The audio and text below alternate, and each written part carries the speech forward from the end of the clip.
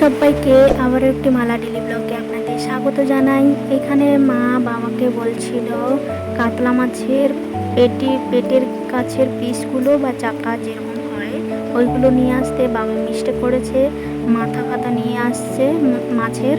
তো মা ভেবেছিল দই কাতলা বানাবে, তো বাবা একটু মাছের পিসগুলো আনতে মাথা নিয়ে চলে এসছে। তো তার জন্য মা ভেবেছিল দই কাতলা বানাবে, তো সেটা ভাবনাটা জল মিশে গেল। তো কি হবে, যাই হোক কোনো ব্যাপার নয়। তো মা যেটা ভেবেছিল সেটাই করবে, কিন্তু অন্যরকমভাবে। এইদিকে মশলাগুলো দেখে নিয়েছেন আপনারা কেমন কি।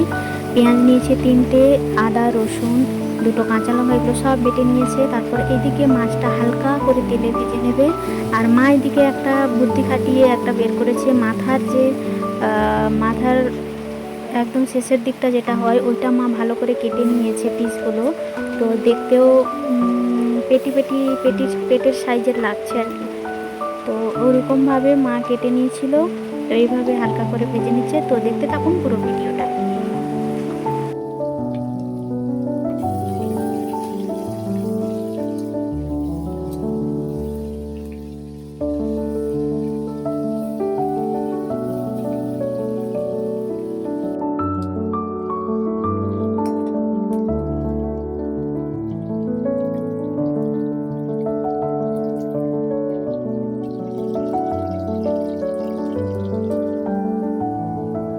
মাছগুলো হালকা করে ভেজে নিয়ে তুলে নিল। তো তারপর ওই কড়াইতে দিয়ে দেবে যেটা মা রেখেছিল, গোটা জিরে, গোটা ধনিয়া, 2টো এলাচ, লবঙ্গ, দারচিনি, কিছুটা নিয়েছিল মৌরি, আর নিয়েছিল তেজপাতাগুলো ছোট ছোট পিস করে কেটে দিয়েছিল। তো তারপর দিয়ে দিয়েছে পেঁয়াজ বাটা। দেওয়ার পর দিয়ে দিল আদা রসুন পেস্ট করা। তো সব কিছু দেওয়ার পর একটু মশলাটাকে হালকা কষিয়ে নেবে।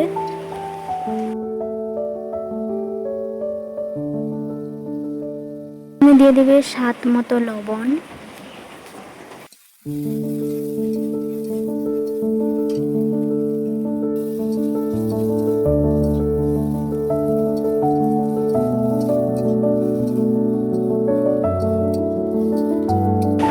মা এইদিকে মশলাটা কষাচ্ছে। তো এইদিকে আমি এই দইটা, এটা দেখুন এই যে গ্লাসের দইটা, তো এটাতে যেই দইটা আছে এটা পুরোটাই দেওয়া হবে।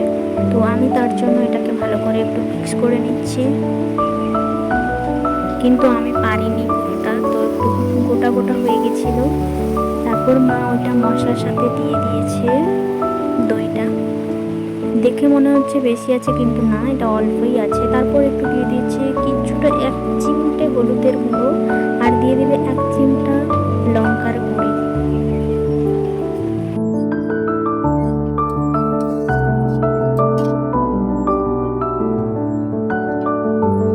দেওয়ার পর আবারও মশলাটাকে একটু ভালো করে কষিয়ে নেবে।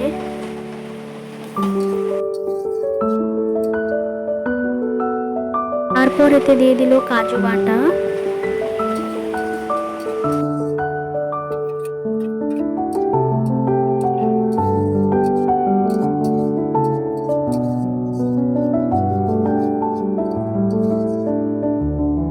তো একটু চিনি দিয়ে দেবে, স্বাদটা আরো ভালো লাগবে খেতে।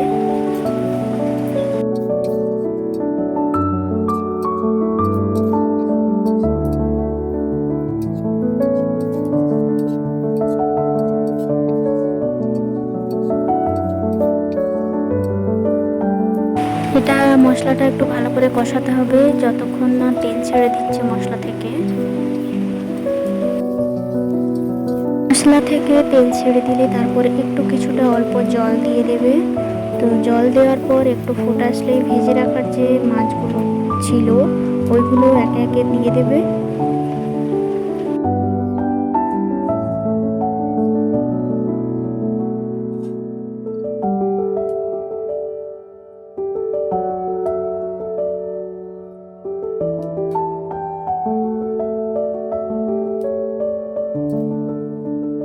সবশেষে মা এখানে ব্যবহার করছে ম্যাগি মশলা।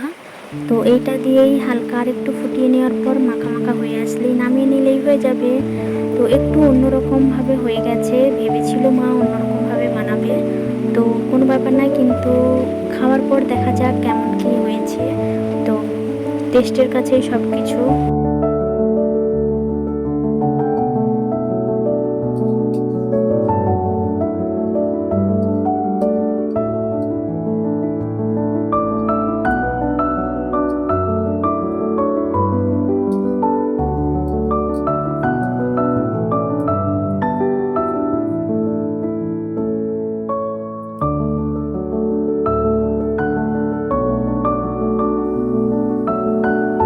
দেখতে তো দারুণ হয়েছিল, এবার রিভিউটা দেবো আপনাদের খাওয়ার পর।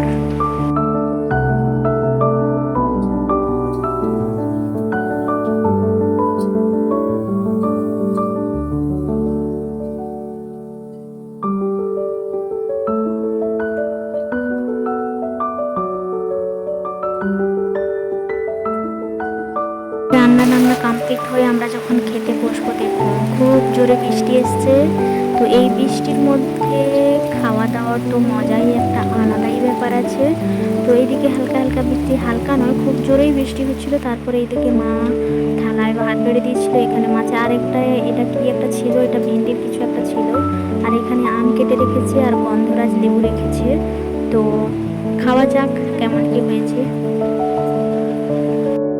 আজ এই পর্যন্ত, দেখা হবে পরবর্তী একটি ব্লগে। ভালো থাকবেন সবাই, আর প্লিজ ভালো লেগে থাকলে অবশ্যই চ্যানেলটিকে লাইক করবেন, সাবস্ক্রাইব করবেন, কমেন্ট করবেন, আর আমার মাকে অনেক অনেক ভালোবাসা দেবেন।